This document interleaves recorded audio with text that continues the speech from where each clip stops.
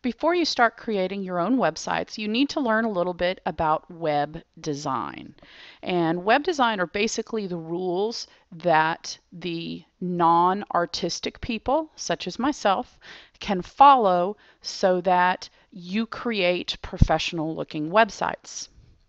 Now, the primary purpose of web design is to create a clear visual hierarchy of contrast so that you can see at one quick glance what is important and what is peripheral or not as important. Okay, and basically hierarchy just means some sort of a ladder from top to bottom, what's important to the least important.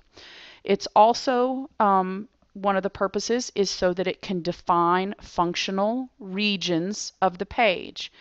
A lot of times people go to design a website and they just drop pieces on the page anywhere they want. Well, you have to know going into it where you want the content to go. Where do you want the navigation to go? Navigation meaning the buttons that allow you to go from one point on the page to another. And then last, you need to also know how to group all the elements of the page together that are related so that you can see the structure in the content. And when I talk about elements, elements can be anything from an image to text to a video to some animation. Any of those things are considered to be an element. There's lots of different kinds. So we have our basic web design principles, and the first one is alignment. And if you say the word alignment, probably the first word that comes into your head is line. And if you think of that, it's going to help you. So alignment brings order to chaos. Think about a parking lot and think about the lines of the parking spaces in the parking lot. And also think about a piece of paper. When you go to write something for your history or your English class, if you tried to write on a blank piece of paper with no lines, it would be hard to write straight. Same thing for cars in a parking lot. It would be hard for everybody to park straight in a parking lot, making room for everybody that wants to be in there. So how we align type and graphics on a page and in relation to each other, it can make your layout easier or more difficult to read. It can foster familiarity, meaning that people recognize your content, your website, based on the design of it. And it can also make things more exciting, or it can make things more boring. So if you look at this example, there's nothing really wrong with a centered headline, such as this up here. However, we never want to center paragraphs of text, and like this. And the reason that we don't want to do that is because when your eye reads from left to right, when you get to the end of a line, your eye needs to know where to go back to. And you notice on each line it's different. So your eye can't just automatically go back to what it thinks is the beginning. It has to find the beginning. So this is okay, this is not. Makes it very hard to read. So if you notice that, everything is centered. So the page looks very unbalanced, very unaligned. If we go to the next example, after it has been redone, we'll see that the page looks much more balanced, much less chaotic. And there's several things that we did here. First, we gave the paragraph of text a left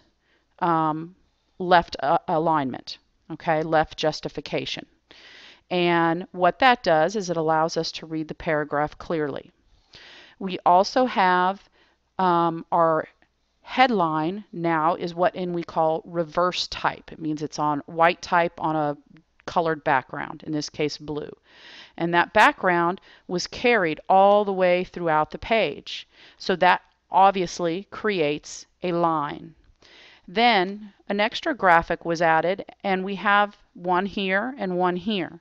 And by aligning basically the left edge of the page, and here we go, the white edge of the page, we have two defined edges, and we balance things better, and it utilizes the white space better. And the white space is simply referring to the area of the page. So we heard the term balance in the last one. Here is balance as one of the principles. Visual balance comes from arranging elements on the page so that no one section is heavier than the other. Also, a designer may intentionally throw elements out of balance in order to create a certain tension or a certain mood. So here we have three elements that have been thrown randomly on this page: the heading, the text, and then an image. There's a lot of empty space there in the middle, which shows that there's no unity to this page, besides the fact that it's unbalanced. When we go to the redone page, we see a few things. The text here, it has, and I'll flip back here so you can see, it's the same paragraph of text, but more space has been put in between each line. So if you think about if you're using Microsoft Word to type a paper, when you go and do double spacing, that's kind of what this is. It's referred to as line spacing or leading, okay? And you see that word here, leading or line space. By making it bigger, it spreads out the paragraph, it makes it easier to read, and it utilizes the white space better. Now, again, we have our type of our headline in reverse type. We have the blue border around it, so it's created alignment here and here. It has also created more balance. The image down here is bigger as well, and everything appears to be unified. The third one that I want to talk about is contrast. And contrast is a very important one as well. So all of you probably know who J.J. Watt is, and if you don't, maybe you know who Dwight Howard is. Imagine them visiting Munchkin Land in The Wizard of Oz. Now, what that does, you know that both of those athletes are really big guys, and you know that the Munchkins are very small. So that shows contrast in size. When we talk about contrast, I want you to kind of think of it as opposites. So in design, we have ways to contrast the elements with big versus small, black versus white, squares versus circles. All of this can create contrast in design. So here we have a page which, while there's nothing inherently wrong with it, it's just not very exciting. There's not enough contrast between the headline and text, partially due to the size, but also because the font faces that are used are too similar. And then the graphic down here is just kind of small, and we have some empty white space as well. As we redo it, there's a few things to notice. Again, we have the reverse type. That's giving us some good contrast there itself. We have the blue border, and again, you notice how that's repeating itself throughout these pages. Look here, you have what is called a drop cap, and that is when you create some sort of a big letter. Sometimes it's actually a graphic, which is the first letter of maybe the start of a section. Okay, it's the first one of a paragraph of a section of text. And by doing this, we have more contrast. And of course, the biggest thing is that here we now have a slightly different graphic, same subject matter, but it is so big that it actually looks like this athlete is slam dunking on the page, which is showing contrast. Next, we have proximity and unity. And proximity is simply referring to the closeness of certain elements. And when you put elements on a page close together, you assume that they have some sort of a relationship with one another. And if they're not close together, then you assume that they do not have a relationship, that they are not related in any way. So you have to know this and plan for it ahead of time in order for your page to have unity. Okay? So unity is achieved by using a third element to connect distant parts. So here we have our heading up at the top. We also have a subheading. Okay, and then we have two paragraphs and we have an image. all of these elements appear to just kind of float on the page with no connection to each other. They have a lot of space in between them. However, when we redo this page, again, we have repeated the reverse type for the heading. The subheading has been moved up a little bit and is a little bit bigger in size. We have added a little bit more line spacing or leading in the paragraphs, which now brings those two paragraphs closer together. So it's not like they're two separate elements. There's just one element, but it continues in two different paragraphs. It creates a much more balanced page, which then also makes it appear unified. Now, on each one of these, you've noticed me using some of these terms repeatedly, even though that's not the principle we're talking about. Here we see balanced, we see contrast, we see proximity, closer together. So keep that in mind as we go through these last couple. Here we have repetition and consistency.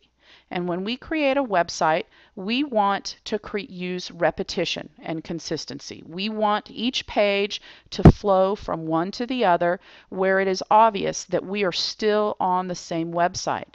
If we made too many changes making it look different, it would be hard for our viewers or our readers to know that they're still on our website. And they would probably think they left and get confused and go somewhere else to get information. So if you think about traffic stop signs. I know none of you are driving yet, but if you were, and if you came across stop signs that had different colors to them, you would probably be confused. You wouldn't know what to do. Well, here we have something, and again, nothing is really wrong, but nothing really stands out either other than the stop sign. So if we look here at the redone page, again, we have the reverse type. We have the inconsistency put into a subheading close together. Here we have some contrast, okay? Contrast with colors and shapes, but also repeating this heading, okay? That's the repetition. We are repeating throughout this entire presentation the same font for the headings, the same blue reverse type in the border, the same font here, font size, line spacing. And remember that this attracts the attention, okay? So that's also showing the contrast. Last is white space. And white space is simply referring to all the space on your page. It doesn't necessarily need to be white. And this designs sometimes try to cram too much text and graphics onto the page. They become uncomfortable, unbalanced, and impossible to read through. White space gives your design breathing room. So here we have an example. Everything has been crammed on. There's too large graphics. The headline is too close to the paragraphs. There's not any extra space in there. When it's redone, we have a drop cap, we have more line spacing. This has been spread out. This graphic actually has been lowered from the previous one and doubled so that it's taking up more space, and then the car is smaller, okay? So this is less cluttered. We've increased the leading, bigger margins, deeper paragraph indents, and now we have more breathing room to our design. Now, again, notice that most of these principles have similar parts to the underlying descriptions. Rarely do you use just one of these principles. You never go and say, I'm going to put alignment on this page. Because when you do alignment, you're probably also going to do contrast, etc., etc., etc. They all flow together. So these principles apply more than just to web design. Look at your favorite magazines, the Sunday newspaper and the circulars, the advertisements, flyers that you get. They all use these principles to try to attract your attention and keep your attention, which is the biggest thing. So think about these when you are creating your website.